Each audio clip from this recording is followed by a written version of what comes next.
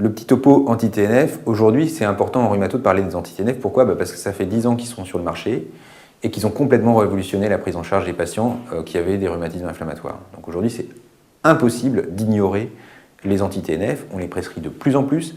Et même si vous n'êtes pas rhumatologue, même si vous serez généraliste ou d'une autre spécialité, vous serez confronté tôt ou tard à des patients qui prennent des anti-TNF et il faut savoir comment gérer ce type de médicaments.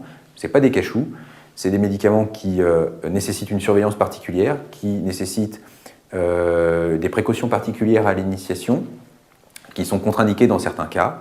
Et donc tout ça, il faut que vous le connaissiez. Il ne suffit pas de connaître les indications, mais il faut aussi connaître l'environnement de ces médicaments et de savoir comment les utiliser de manière optimale pour les patients. Donc en termes de contre-indication, qu'est-ce qu'il y a? Dans TNF, ça veut dire quoi? Ça veut dire tumeur necrosis factor.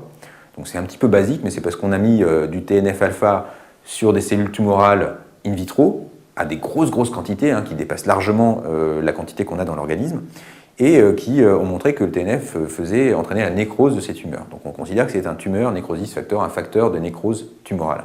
Donc évidemment, quand on donne un anti-TNF, on se dit « aïe, aïe, aïe, qu'est-ce que ça va donner sur les tumeurs ?» Et donc évidemment, tout le monde regarde, depuis maintenant 10 ans, s'il n'y a pas une augmentation du nombre de cancers, etc.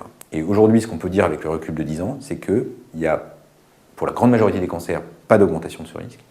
Mais pour un certain type de cancers, qui sont les cancers cutanés non mélanomes, donc ce sont les cancers basocellulaires et spinocellulaires de la peau, qui, comme vous le savez, sont des cancers de très bon pronostic, qui ont un diagnostic très facile, et il suffit de les enlever avec un petit coup de bistouri, et puis c'est bon, c'est fait, c'est réglé. Mais ces cancers-là ont tendance à augmenter sous anti-TNF. Donc ça, c'est une première chose à savoir.